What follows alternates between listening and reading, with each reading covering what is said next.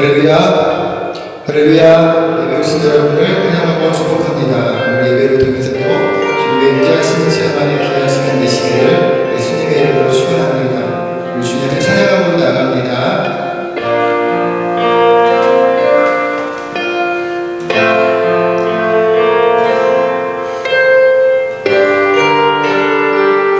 완전하신 나의 주,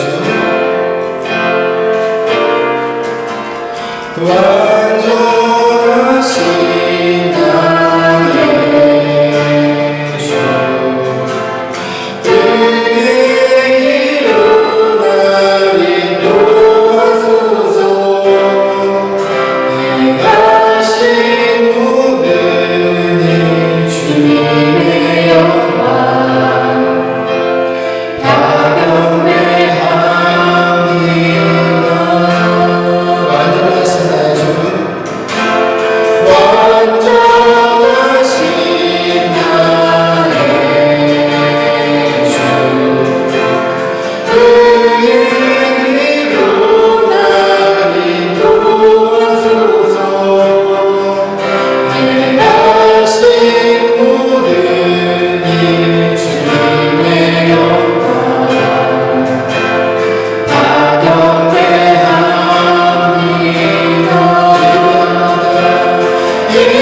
예배합니다. 찬양합니다. 주님만 날 다스리소서. 예배합니다. 찬양합니다. 주님 홀로 높임 받으소서. 다시 한번 찬양합니다. 완전하신 나의 주, 그에게로 날 인도하소서. 행하신 모든 일 주님의 영광 다 경배합니다. 예배합니다. 찬양합니다. 주님만 날 다스리소서. 예배합니다. 찬양합니다. 주님 홀로 높임 받으소. 예배합니다. 찬양합니다. 예배합니다. 찬양합니다.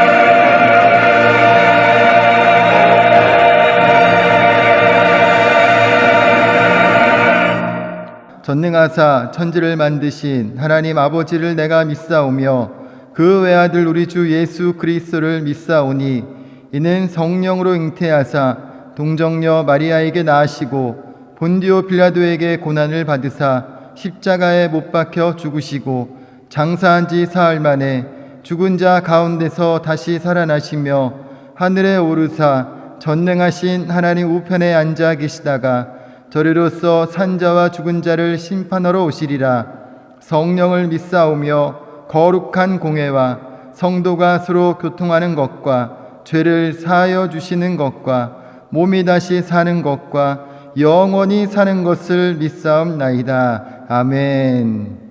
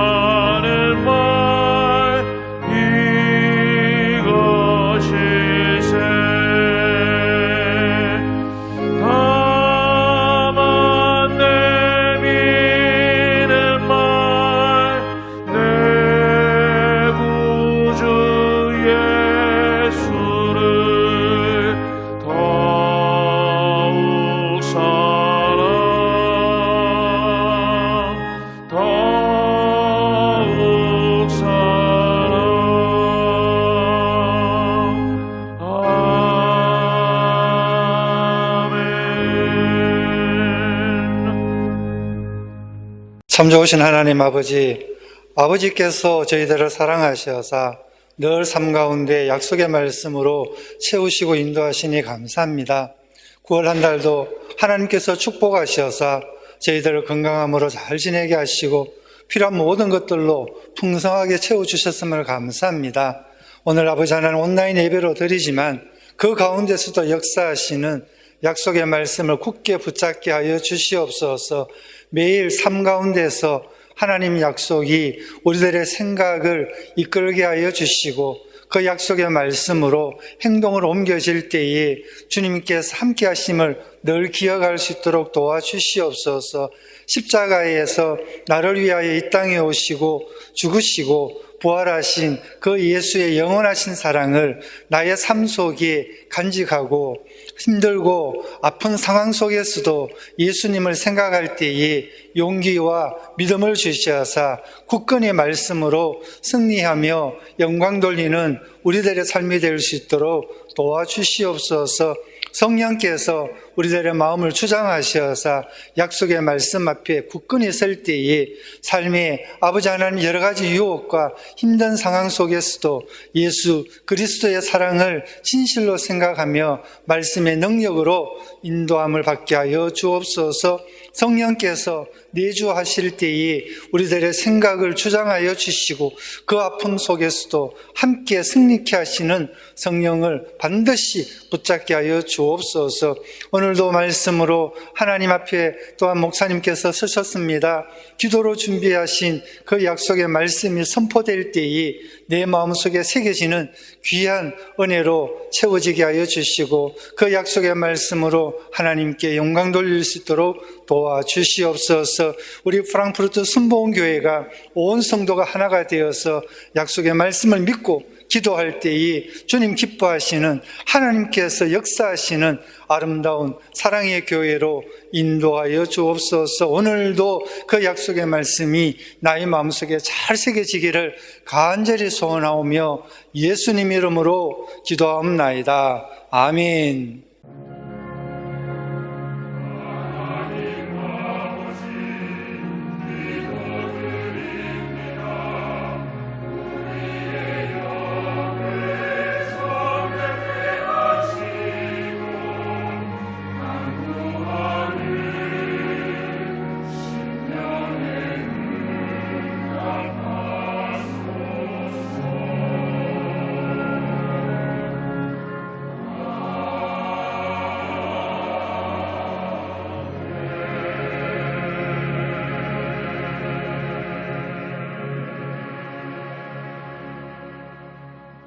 할렐루야. 오늘 은혜 받으실 하나님 말씀은 베드로후서 3장 8절에서 16절까지의 말씀입니다. 베드로후서 3장 8절에서 16절까지의 말씀 다 함께 한 목소리로 합독하시겠습니다. 사랑하는 자들아, 주께는 하루가 1000년 같고 1000년이 하루 같다는 이 한 가지를 잊지 말라. 주의 약속은 어떤 이들이 더디다고 생각하는 것 같이 더딘 것이 아니라 오직 주께서는 너희를 대하여 오래 참으사 아무도 멸망하지 아니하고 다 회개하기에 이르기를 원하시느니라. 그러나 주의 날이 도둑같이 오리니 그 날에는 하늘이 큰 소리로 떠나가고 물질이 뜨거운 불에 풀어지고 땅과 그 중에 있는 모든 일이 드러나리로다. 이 모든 것이 이렇게 풀어지리니 너희가 어떠한 사람이 되어야 마땅하냐. 거룩한 행실과 경건함으로 하나님의 날이 임하기를 바라보고 간절히 사모하라. 그날에 하늘이 불에 타서 풀어지고 물질이 뜨거운 불에 녹아지려니와 우리는 그의 약속하신 의가 있는 곳인 새 하늘과 새 땅을 바라보도다. 그러므로 사랑하는 자들아, 너희가 이것을 바라보나니 주 앞에서 점도 없고 흠도 없이 평강 가운데서 나타나기를 힘쓰라. 또 우리 주의 오래 참으심이 구원이 될 줄로 여기라. 우리가 사랑하는 형제 바울도 그 받은 지혜대로 너희에게 이같이 썼고 또 그 모든 편지에도 이런 일에 관하여 말하였으되 그 중에 알기 어려운 것이 덜어 있으니 무식한 자들과 굳세지 못한 자들이 다른 성경과 같이 그것도 억지로 풀다가 스스로 멸망에 이르느니라. 아멘. 할렐루야. 한 주간 평안히 잘 지내셨습니까? 오늘 온라인 예배를 통해서도 주님을 만나고 주님의 응답하심의 은혜를 체험하는 귀한 시간 되시기를 예수님의 이름으로 축원합니다. 저는 오늘 함께 봉독하신 말씀을 중심으로 거룩한 행실과 경건함으로 라는 제목으로 말씀의 은혜를 나누고자 합니다. 우리가 예수님을 통해 구원받은 이후 믿음의 삶을 살면서 반드시 만나게 되는 장애물이 있습니다. 그것은 바로 의심입니다. 정말로 성경이 하나님의 말씀인지, 예수님이 십자가에 죽었다가 살아나셨는지, 그리고 나는 지금 구원받은 하나님의 자녀인지 확신할 수 없는 의심의 마음을 품는 것입니다. 이런 의심은 신앙생활을 시작하는 사람이 품을 수도 있지만 신앙생활을 오랫동안 그리고 열심히 했던 사람이 가질 수도 있는 마음입니다. 사랑에 적은 의심이라고 의심이 가득하면 관계가 깨지게 됩니다. 하지만 의심을 넘어서면 깊은 신뢰와 사랑의 관계로 발전할 수 있습니다.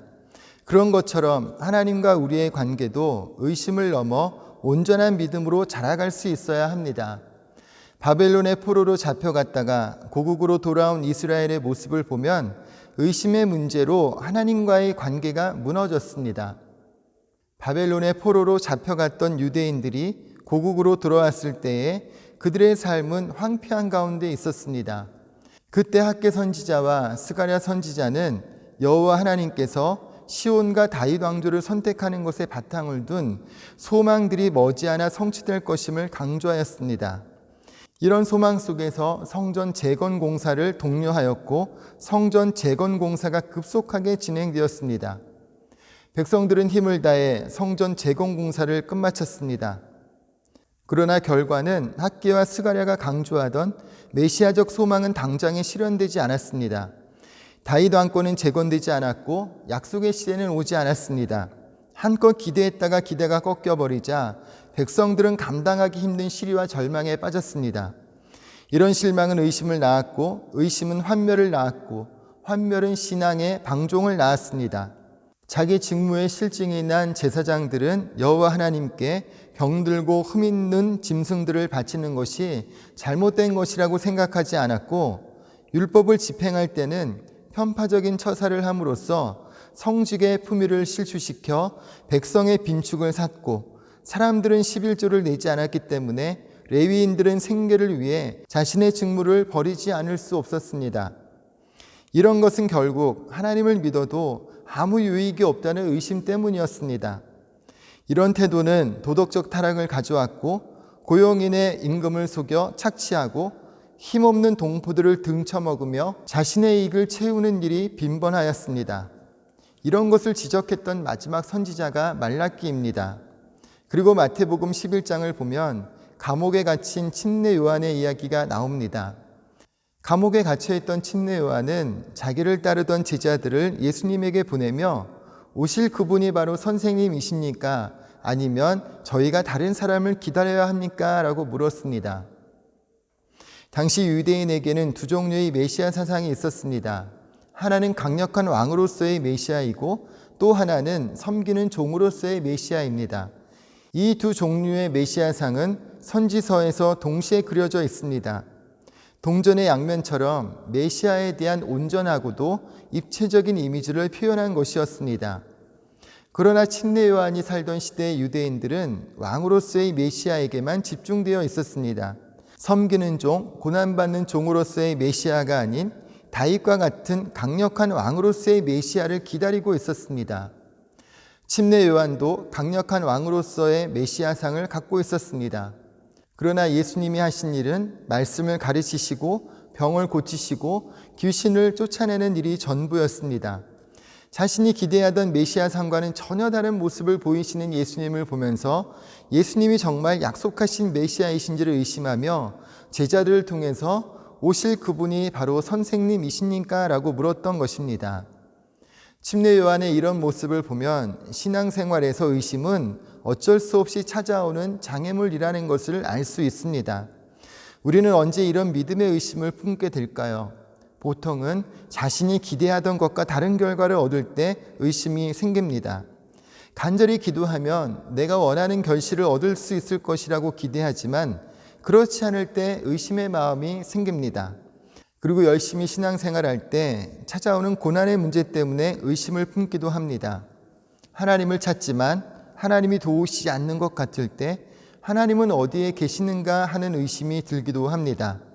마음을 작정하여 기도하고 예배해도 삶에는 달라짐이 없는 것 같을 때 하나님이 내 기도를 듣기는 하시는가 하는 의심이 들기도 합니다.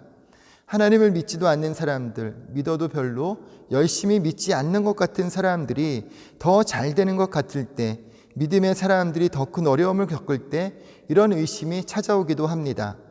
여러분은 믿음의 삶을 살면서 하나님에 대해서, 하나님의 말씀에 대해서 이런 의심을 품어보신 적은 없으십니까? 이런 신앙의 의심은 베드로 후서에서도 나타납니다. 당시 성도들은 다시 오실 예수님을 기다리면서 힘든 고난을 이겨내며 믿음을 지키고 있었습니다.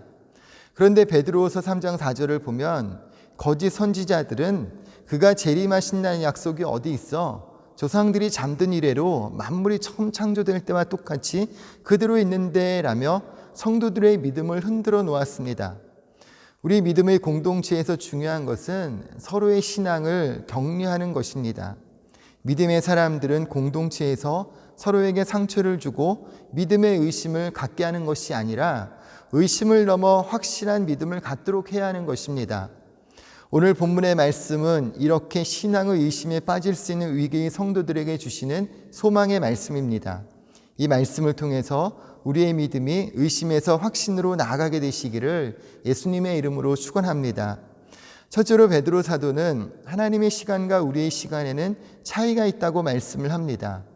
8절 말씀을 다시 한번 읽어보면 사랑하는 자들아 주께는 하루가 1000년 같고 1000년이 하루 같다는 이 한 가지를 잊지 말라고 말씀합니다. 이 말씀은 베드로 사도가 시편 90편 4절의 말씀을 인용한 것입니다. 시편 90절 4절 말씀에 주의 목전에는 1000년이 지나간 어제 같으며 밤의 한순간 같을 뿐임이니이다 라고 말씀합니다. 베드로 사도가 시편 90편의 말씀을 인용하는 것은 시편 90편에서 말씀하는 5가지 사항을 말하기 위한 것입니다. 첫째는 영원하신 하나님입니다. 시편 90편 2절에 영원부터 영원까지 주는 하나님이시니이다 라고 말씀합니다. 하나님은 우리 인간의 유한한 시간 밖에 계시는 분이라는 것입니다. 둘째는 창조자 되신 하나님입니다. 땅과 세계도 하나님께서 만드셨다. 조롱하는 자들은 이 세상을 하나님이 창조하셨음을 믿지 않는다는 것입니다. 세 번째는 심판하시는 하나님입니다. 3절에 주께서 사람들을 티끌로 돌아가게 하시고 말씀하시기를 너희 인생들은 돌아가라 하셨사오니, 또 8절과 9절에 주께서 우리의 죄악을 주의 앞에 놓으시며 우리의 은밀한 죄를 주의 얼굴빛 가운데 주셨사오니 우리의 모든 날이 주의 분노 중에 지나가며 우리의 평생이 순식간에 다였나이다 라고 말씀합니다. 거짓 교사들은 하나님께서 은밀한 죄에 대해 심판의 말씀을 하실 권리가 없다고 주장하지만 하나님은 죄를 심판하시는 분이라는 것입니다. 네 번째가 구원하시는 하나님입니다. 시편 90편 17절에 우리 하나님의 은총을 우리에게 내리소서라고 고백합니다. 이스라엘 사람들이 소망을 품는 유일한 이유는 하나님이 맺으신 언약 때문입니다. 그러나 거짓 교사들은 하나님이 심판의 말씀을 지킬 능력이 없기 때문에 구원의 말씀을 실행할 수 없다고 말합니다. 다섯째는 도덕적이신 하나님을 말씀하고 있습니다. 하나님의 심판을 확신하는 사람은 하나님을 제대로 두려워할 것이며 자신의 행동을 수정한다는 것입니다. 그래서 시편 90편 12절에서 우리에게 우리 날 계수함을 가르치사 지혜로운 마음을 얻게 하소서라고 고백합니다. 베드로 사도는 주께는 1000년이 하루 같고 하루가 1000년 같다는 말씀을 인용하면서 베드로 시대의 그리스도인들이 하나님은 영원하신 창조주로서 그분의 도덕법에 따라 심판하시며 그분의 언약적 사랑에 따라 구원하시는 분이라는 것을 생각하게 하여 믿음의 경주에서 벗어나지 않게 하려고 하는 것입니다. 바로 이것을 잊지 말라는 것입니다. 우리가 의심하는 이유는 우리가 보고 싶은 것만 보려는 태도 때문입니다. 하나님을 믿고 하나님이 하신 말씀을 믿기보다는 우리 삶 속에서 일어나는 일들, 우리의 감각을 더 믿기 때문입니다. 거룩한 몸부림이라는 책에 보면 이런 글귀가 있습니다.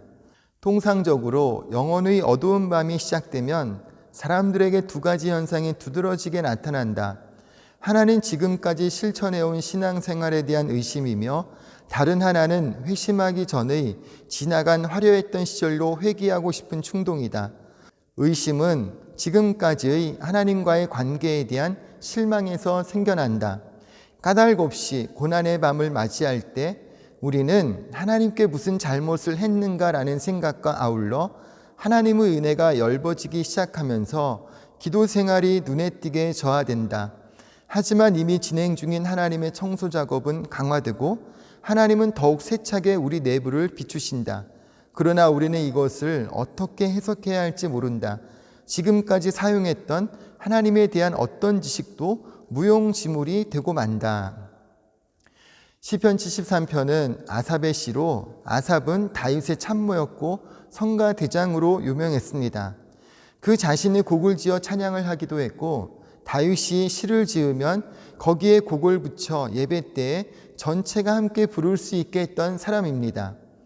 그런데 시편 73편 1절에서 16절을 보면 아삽 자신은 하나님 앞에서 바로 살고자 애쓰고 노력하고 최선을 다했는데 지금 몸도 마음도 병들어 있는데 하나님을 믿지도 않고 그 말씀에 순종하지도 않고 교만하고 남들을 학대하는 자들은 분에 넘치도록 부유함을 누리고 죽을 때까지 평안한 삶을 사는 것을 보고 시험에 들었다고 말합니다. 자신은 믿는 자가 화를 당하고 안 믿는 자가 복을 받는 이런 현실을 받아들일 수 없다고 합니다. 하나님이 하시는 일을 납득할 수 없다는 것입니다. 그런 현실이 너무 고통스럽다는 것입니다. 세상에 일어나는 일들을 보니 불의한 것, 불공평한 것, 불신앙인 것이 더 형통한 것 같고 복을 누리는 것 같다고 시인은 한탄하고 있습니다. 시편 73편에서 하나님에 대한 의심으로 가득했던 시인이 17절에서 이렇게 말씀합니다. 하나님의 성소에 들어갈 때에야 그들의 종말을 내가 깨달았나이다. 세상의 악인들의 삶이 영원한 것이 아니라 종말이 있고 심판이 있음을 깨달았다고 고백하는 것입니다. 시인은 하나님의 성소에서 하나님을 만남으로 그 시선이 달라졌습니다.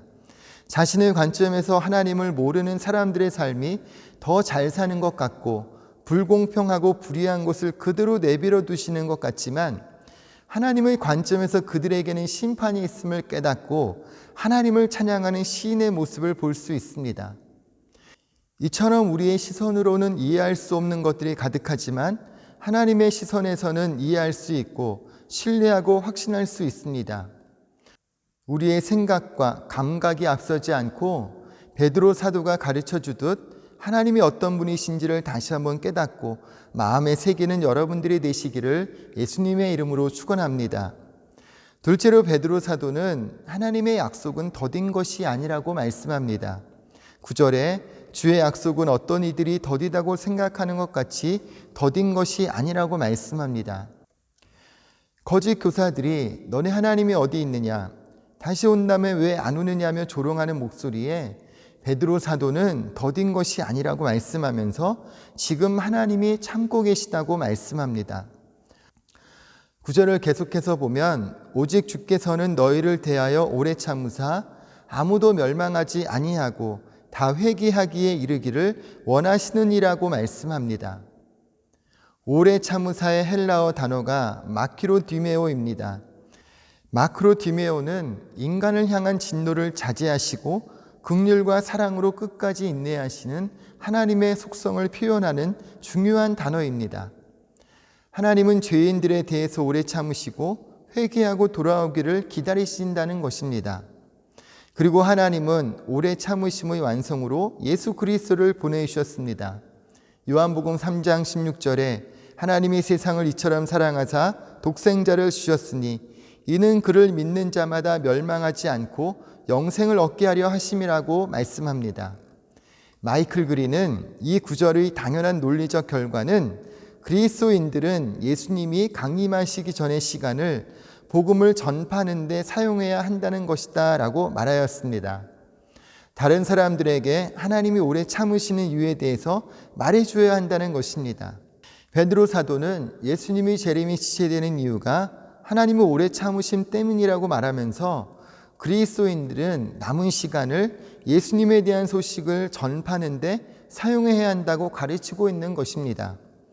오늘날 우리의 믿음이 참 약해 보입니다. 예수님을 믿는 사람이나 믿지 않는 사람이나 크게 다름이 없어 보이는 그런 시대를 살고 있습니다. 어찌 보면 믿는 사람들이 힘을 잃고 조롱받기도 하는 것 같습니다. 그러나 세상 사람들이 그리스도인들을 조롱하고 우리의 믿음을 우습게 여길 때이지만 그럼에도 우리는 더욱 당당하게 주님을 섬기며 주님의 복음을 전하는 복음의 통로가 되어야 한다는 것입니다. 셋째로 베드로 사도는 주님은 갑자기 오신다고 말씀합니다. 10절에 주의 날이 도둑같이 오리니라고 말씀합니다. 재림은 준비하지 않는 사람에게 마치 밤의 도적같이 갑자기 재앙으로 임할 것이라고 말씀합니다. 그때에는 하늘이 큰 소리로 떠나갈 것이고 물질이 뜨거운 불에 풀어질 것이다. 우주적인 대격변이 일어날 것이다 라고 말씀합니다. 땅이 드러날 것이고 땅에 있는 모든 것이 일어날 것이고 재림과 심판을 통해 새하늘과 새 땅을 창조하시는 일이 반드시 이루어질 것이라고 말씀을 합니다. 베드로 사도는 하나님이 약속하신 말씀이 반드시 이루어질 것이라고 말씀하고 있습니다. 고린도후서 1장 20절에 하나님의 약속은 얼마든지 그리스도 안에서 예가 되니 그런즉 그로 말미암아 우리가 아멘하여 하나님께 영광을 돌리게 되느니라고 말씀합니다. 하나님의 약속은 반드시 이루어집니다. 우리가 의심하지 않고 소망 안에서 믿고 기대하면 하나님의 약속은 반드시 이루어집니다. 그러므로 여러분 의심하지 말고 아멘으로 대답하는 성도들이 되시기를 예수님의 이름으로 축원합니다. 11절과 12절에 너희가 어떠한 사람이 되어야 마땅하냐 거룩한 행실과 경건함으로 하나님의 날이 임하기를 바라보고 간절히 사모하라고 말씀합니다. 거짓 교사들의 말에 넘어가지 말고 지금 우리에게 주신 삶을 거룩한 행실로 예수님을 닮아가며 말씀을 마음에 새기며 살아가라고 하는 것입니다. 믿음의 의심 속에서 살지 말고 마음을 굳건하게 지켜서 힘차게 믿음의 경주를 하며 삶을 살라고 권면하고 있습니다. 믿음의 의심 속에서 지었던 시편 73편은 28절 말씀에서 그러나 나는 하나님과 가까이 있는 것이 좋습니다.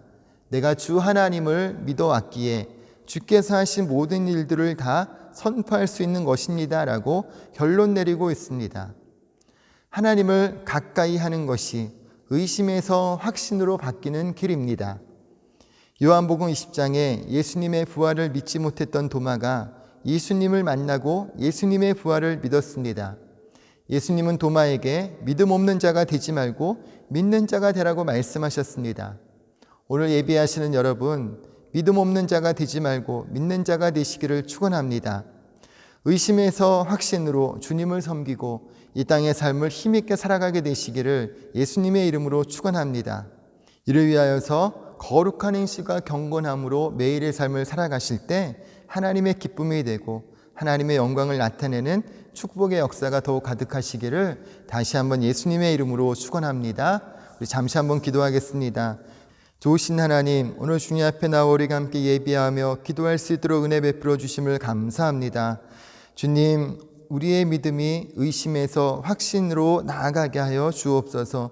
주님의 약속의 말씀이 더디 응답되는 것 같고 우리의 기도를 듣지 아니하시는 것 같고 하나님이 어디 계신지 찾을 수 없게 느껴지는 그런 순간에도 우리의 감각과 생각을 믿지 않게 하시고 오직 하나님의 약속의 말씀을 믿고 그 말씀을 마음에 새기고 또 의지하며 나아갈 때 우리의 의심이 변하여 확신이 되게 하여 주옵시고 확신에 찬 믿음을 통하여서 주의 응답의 역사를 체험하며 주님 영광 나타내는 믿음의 삶으로 더욱더 힘있게 살아갈 수 있도록 은혜를 더하여 주옵소서.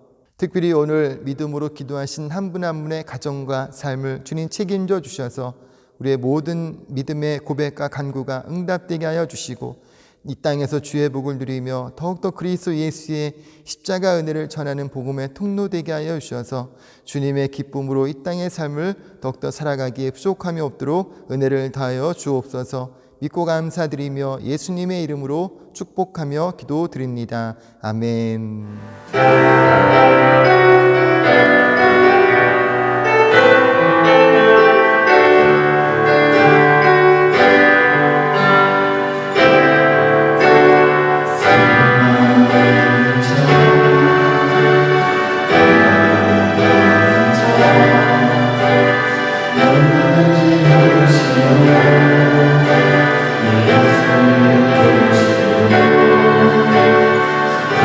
Amen.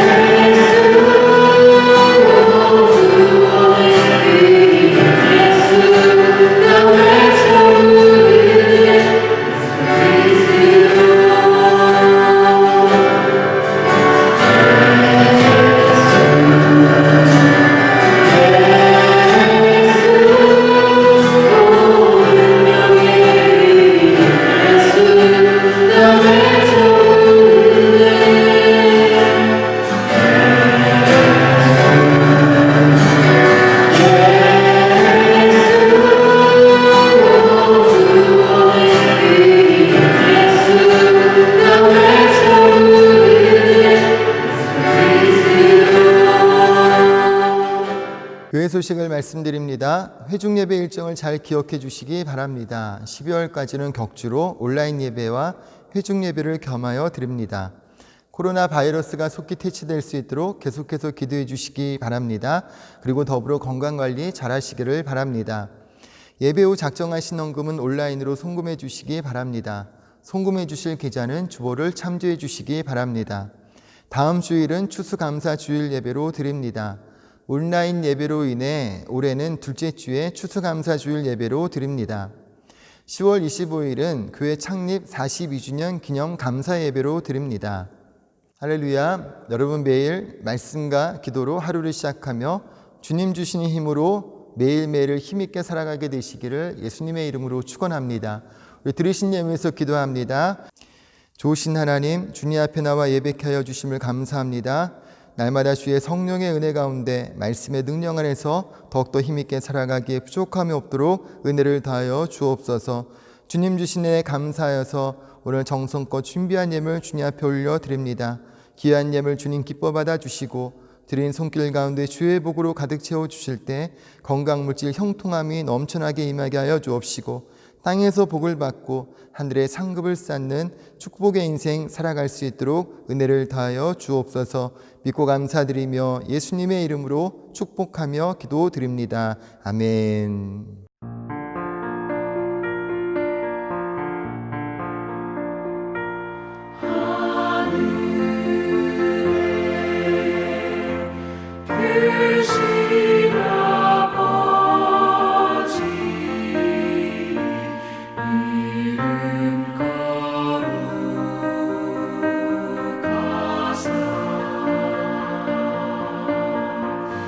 주님 나라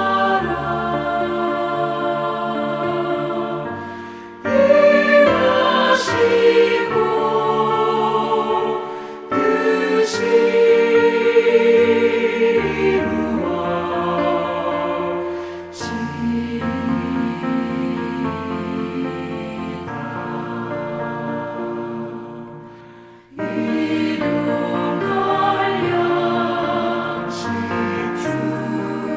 뜻이